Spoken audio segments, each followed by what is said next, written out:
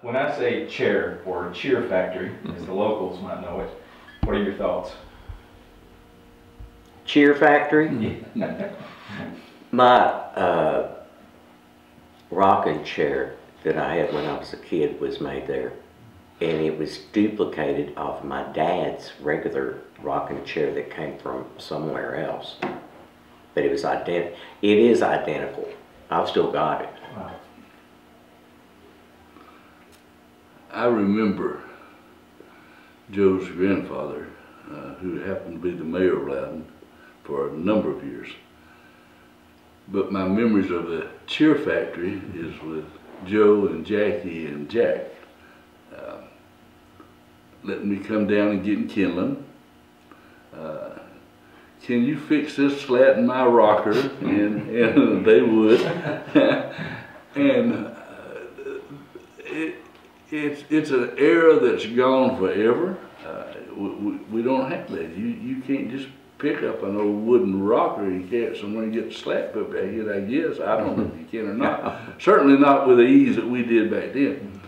And I particularly remember my mother-in-law worked for Greer Hardware for a number of years. And she wanted a, what did they call those rockers? Some kind of a big... Well, it was the first one they made was the number 202 rocker, and they called it the Boston rocker. Boston, yeah. It wasn't a real, true Boston Kennedy rocker, but a lot of people liked it, you know, make it akin to that. There was It a lot had of big arms yeah, on the yeah, side, right, and it was big, and if you had it on a hardwood floor, it would just move. You could just rock all the way across the room.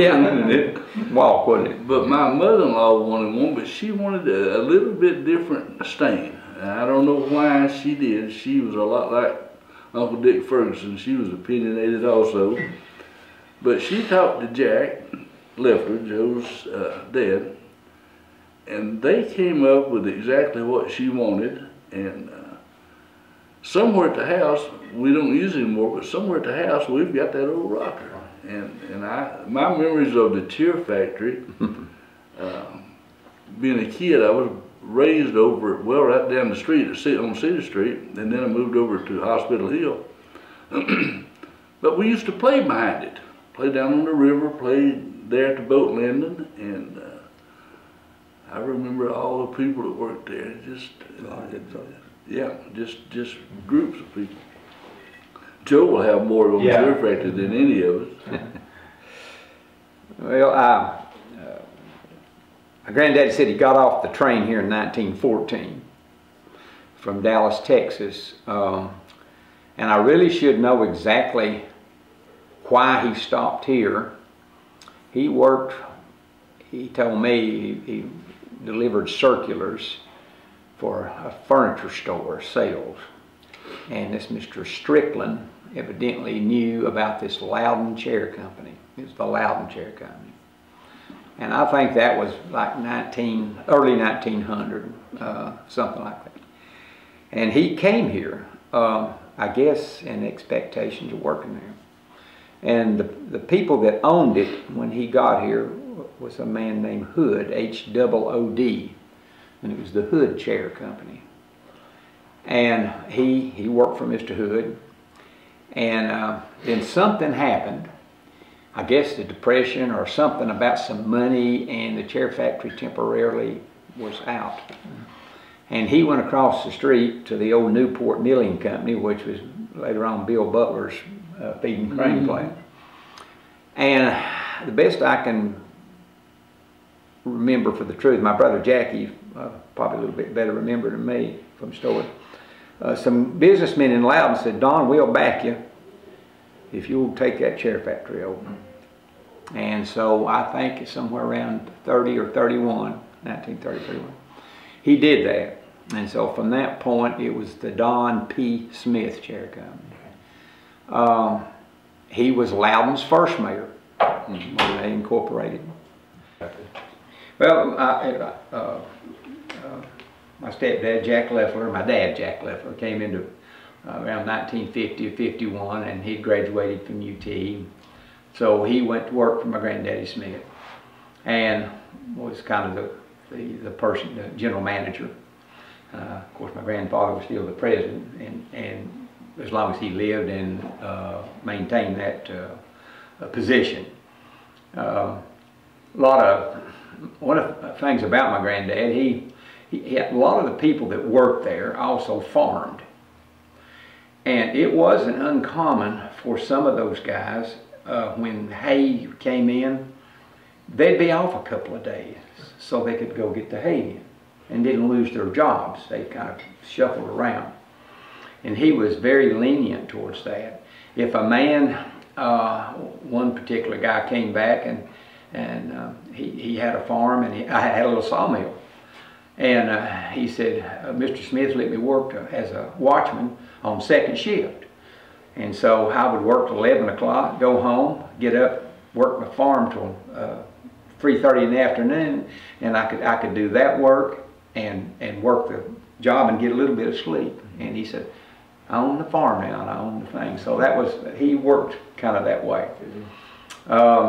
And you talk about people fixing stuff. They'd come down here, people say, what could you do with this, or could you do this or that? And they, with the planers or the saws or something, we were all the time, somebody'd come down and say, I need some something for my truck bed. Can you saw me out some pieces from my truck bed? Well, sure, they'd accommodate. I don't remember it, but I was told the chair factory had 2 boilers, and there was steam. Now, the chair factory from the 1900s up until when I went to work still had a steam engine. And I was told that steam engine had come from one of the departments of the hosiery mill. And there was several machines, saws and stuff that ran off of that steam engine, if you can believe it. And one of the jobs I had after I went down there in the 70s was I motorized some of that stuff. I'd take it off of that and build a thing where we could run an electric motor. But going back to the steam, they had their dry kiln where they dried their lumber, and the steam would kind of come out the side of the building.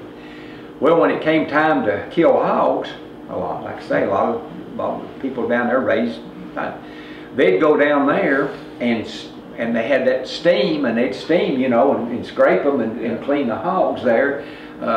And I never saw it, but I was told about it. So that's another deal. They you know, Granddaddy let them, Pop let them bring their dead animals down there and scrape them and get them ready to make sausage. So and country hams, and so. And it later became Loomis. I remember going to work down there about 16, I guess, 15 or 16, and so I believe it. I mean, I got I got no privileges much. They put me out on the lumber yard, stacking lumber, and I thought I was smart. I took my shirt off and got properly sunburned. I ran back and forth to the cold water and got sick till a couple of old men down there that were working in their bib overalls and their hat and their shirts buttoned up like that said, you know, keep your arms covered, put your water over in the corner and drink it when it's cool and not ice water, and you'll last longer. So that was true. Well, there is a community that we have in Loudon, and I was curious, does anybody know how Mexico got its name? Yes, sir. I wasn't here now, don't get me wrong, but I was told by Barstow Greer that that's my wife's son. I was told that in 1916, when they were chasing Santa Anna in Mexico, I had an uncle down there with Blackjack Percy. Anyway, somebody said there's more fighting going on over here than there is in Mexico, so we'll just name this Mexico. And I think it was. Still was. And now they call it across the creek. Yeah. Across the creek. Yeah, Oh, yeah. across the creek. Somebody was thinking up next to the chair factory was Mexico, and not geographically. Yeah. It's across the creek. Down from the chair factory, Yeah. out Main Street was Pearl Harbor. Oh gosh, yeah. The old harbor. And now that, I was born and raised at Cedar Street, 207 Cedar Street. Annie and Jim Evans lived right across the street in that big old house where the annex, courthouse annex is at now. And Sheriff McDonald lived on the corner on the other side. And I go back to the chair factory. People younger than us have no idea, but we heated with coal. And we didn't have gas or electricity, and so my job every so often was they had a kindling stack up at the chair factory, stuff they want to throw away, and they were long strips. I don't remember what they were even off of. Maybe just some wood, little thin things, and people use them for tobacco sticks. But my job was about once or twice a week, I'd go up there and load up a wagon full of that stuff and bring it home. You started your fire and you burnt those. And the tobacco sticks, Mr. John W. Brown, the daytime foreman, Oh my gosh. remember Mr. Brown, as Engine Brown's dad, he would pick out the ones that could make tobacco sticks and put them in groups of like, I guess 25 or 30, and tie them up and lay them out there, and people would come buy them, a couple of dollars a pack or something. Tell young folks what is a tobacco stick. Well, I never Is that worked. something you smoke?